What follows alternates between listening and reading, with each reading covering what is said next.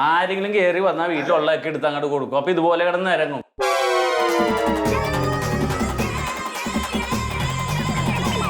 പുറത്തോട്ട് നിക്കേ. അങ്ങോട്ട് പോട്ടെ, പുറത്തേക്ക് പോട്ടെ. കണ്ടുമോളെ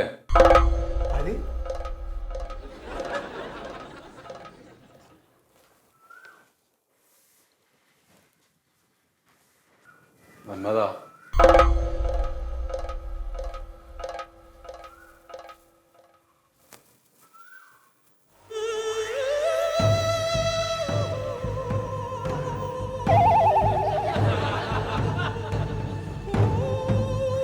കാര്യേ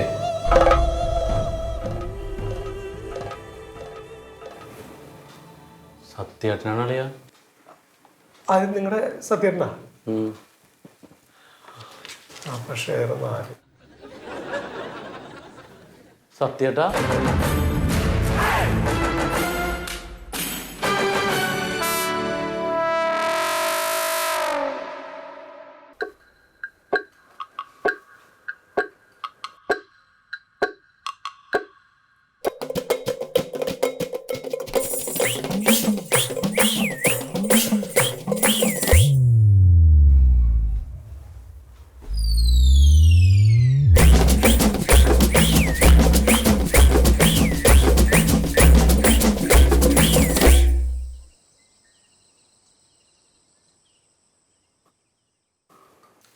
നാട് വിട്ടിട്ട് ഞാൻ നേരെ പോയതേ കോയമ്പത്തൂർക്ക്. റോഡിൻ്റെ പണി, ഈ കല്ലുമുട്ടില്ലേ, അങ്ങനെ കല്ലുമുട്ടലും പിന്നെ മെറ്റൽ കോരലൊക്കെ ആയിട്ട് അങ്ങനെ കുറേ കാലം അങ്ങനെ പോയി. അങ്ങനെ ഇരിക്കുന്ന സമയത്താണ് നമ്മുടെ ഇതിൻ്റെ കോൺട്രാക്ടറുടെ ഒരു കൂട്ടുകാരൻ അങ്ങനെ തഞ്ചാവൂർ പണിയുണ്ടെന്ന് പറഞ്ഞിട്ട് തഞ്ചാവൂർക്ക് കൊണ്ടുപോയി. തഞ്ചാവൂർ പോയതിന് ശേഷം വലിയ കുഴപ്പമില്ല, അവിടെ അത്യാവശ്യം ഒരു നല്ല പണി ഇതൊക്കെ കിട്ടി, പിന്നെ ശമ്പളമൊക്കെ ഉണ്ടായി. അപ്പൊ ചേർന്നൊരു കത്ത് എഴുതായിരുന്നില്ല ഇങ്ങോട്ട്? അതൊന്നും ശ്രദ്ധിച്ചില്ല, കുറേ തെറ്റുകൾ പറ്റി. ആ കൂട്ടത്തിൽ അതൊക്കെ അതിൽ വിട്ടു. അവിടെ ഉള്ള സമയത്താണ് കല്യാണമൊക്കെ കഴിഞ്ഞത്. കല്യാണം കഴിച്ചോ? ആ, കല്യാണം കഴിച്ചു. 3 നേരം നമുക്ക് ഭക്ഷണം കഴിക്കണല്ലോ. അതിന് കല്യാണം കഴിച്ചു അല്ലേ? 3 നേരം ഭക്ഷണം കഴിക്കാൻ വേണ്ടി കല്യാണം കഴിച്ചു? അല്ല, അതവിടെ നമ്മൾ നിൽക്കുന്ന സമയത്ത് നമുക്ക് ഭക്ഷണം കഴിക്കണ്ടേ? അപ്പൊ കല്യാണത്തിന് പോവും, ഭക്ഷണത്തിന്. അപ്പൊ കല്യാണത്തിന് പോകൂലേ?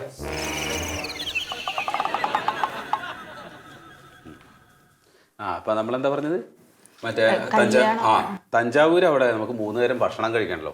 അപ്പോൾ തൊട്ടപ്പുറത്തൊരു ചായക്കടയുണ്ട്, അപ്പോൾ അവിടുന്നാണ് കഴിക്കല്. അപ്പോൾ എൻ്റെ സ്വഭാവം നന്നായിട്ടാണോ എന്തോ അവർക്ക് എന്തോ തോന്നിയതെന്ന് അറിയില്ല, അവർക്കൊരു മകളുണ്ടായിരുന്നു. ആ മകളെ എനിക്ക് കല്യാണം കഴിച്ചു തന്നു. കുട്ടികളുണ്ട്, സെൽവൻ, കമല, ശാന്തി, സുഭ. വലിയ പേരാണല്ലോ. 4 കുട്ടികളുടെ പേരത്. അതെ അതെ. അങ്ങനെ ഞങ്ങളൊരു 2 കൊല്ലം മുമ്പ് തഞ്ചാവൂരിൽ നിന്ന് ഇങ്ങോട്ട് പൊള്ളാച്ചിക്ക് താമസം മാറി. അവിടെ ഒരു വീട് വാടകയ്ക്ക് എടുത്തിട്ട് അവിടെ ഈ താമസം. അപ്പോൾ അവിടെ നിൽക്കുന്ന സമയത്ത് ഞാൻ ലോഡിങ്ങിന് പോകും, ഈ അരിച്ചാക്കൊക്കെ ലോറിയിൽ കയറ്റുന്ന പണി. അപ്പോൾ ഒരു ദിവസം ഇങ്ങനെ ഈ അരിച്ചാക്ക് മുതത്തിട്ടിട്ട് ഇറങ്ങുന്ന സമയത്ത് തണ്ടലം കുളുക്കി. 9 മാസം കിടപ്പിലായി. ഇനിയിപ്പോൾ കാര്യപ്പെട്ടിട്ടുള്ള പണികളൊന്നും ചെയ്യാൻ പറ്റില്ല എന്നാണ് ഇപ്പോൾ ഡോക്ടർമാരൊക്കെ പറയുന്നത്. ഇപ്പം എന്ത് ചെയ്യിച്ചാൽ അവൾക്ക് ഈ ഹോട്ടലിൻ്റെ പണികളൊക്കെ വശമുള്ളത് കൊണ്ട് അവൾ ഇഡ്ഡലി ഉണ്ടാക്കി തരും.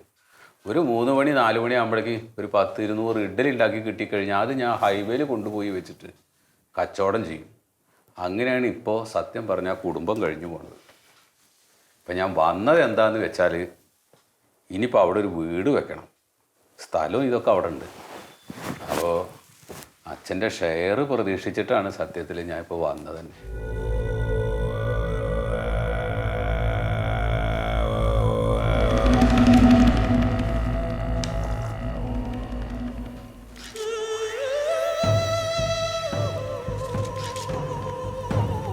എന്തത്?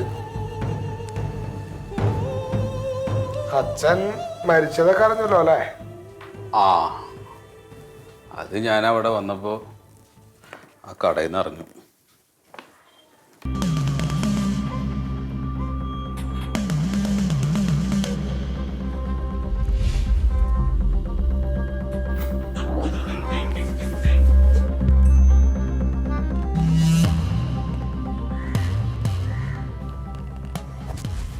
ഇത് മരണ സർട്ടിഫിക്കറ്റ് അല്ലേ? എൻ്റെ മരണ സർട്ടിഫിക്കറ്റ് അല്ലേ? അപ്പൊ ഞാൻ മരിച്ചോ?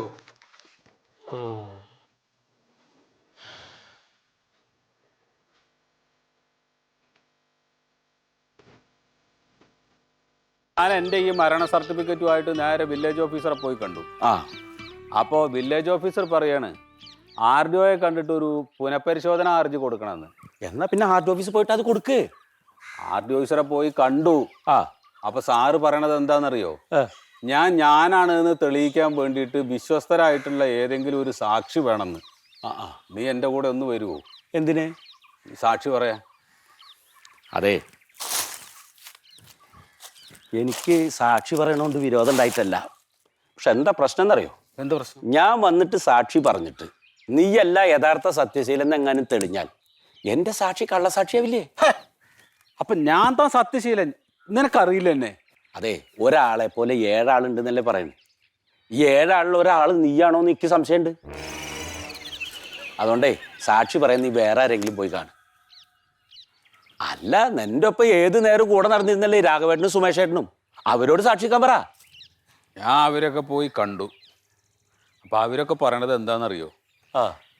മരിച്ചുപോയി എന്ന് സർക്കാർ രേഖപ്പെടുത്തിയിട്ടുള്ള ഒരാള് ജീവിച്ചിരിക്കുന്നുണ്ട് എന്ന് സാക്ഷി പറയാൻ അവർക്കൊക്കെ പേടിയാണ്. ഞാൻ പറയുകയാണെങ്കിലേ നീ വഴക്കിനും വയ്യവേലിക്കൊന്നും പോകണ്ട. നിന്റെ വിഷമങ്ങളും കാര്യമൊക്കെ കൂടെ പറഞ്ഞവരോടാണ്ട് പറയേ. അവരെന്തെങ്കിലുമൊക്കെ അറിഞ്ഞു തരും. അത് മേടിച്ചിട്ടാണ്ട് പോയിക്കോ. അവരൊക്കെ തന്നു.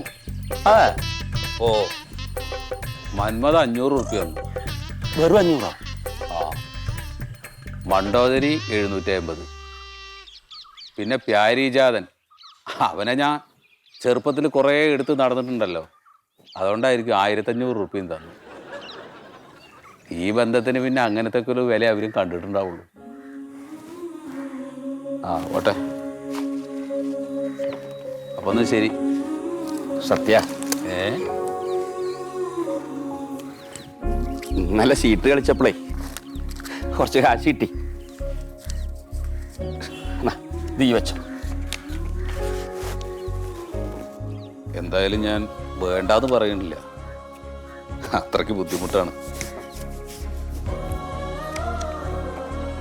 പിന്നെ എന്തായാലും ഞാൻ മരിച്ചു എന്നുള്ള സർട്ടിഫിക്കറ്റ് കിട്ടിയത് വലിയ ഭാഗ്യം. അല്ല, എപ്പോഴായാലും മരിക്കുമല്ലോ. ഞാൻ മരിക്കണ സമയത്ത് കുട്ടികൾക്ക് അച്ഛൻ്റെ ഡെത്ത് സർട്ടിഫിക്കറ്റിന് വേണ്ടിയിട്ട് ഓഫീസിലൂടെ അങ്ങനെ കയറി ഇറങ്ങി നടക്കണ്ടല്ലോ. അത് ഭാഗ്യം.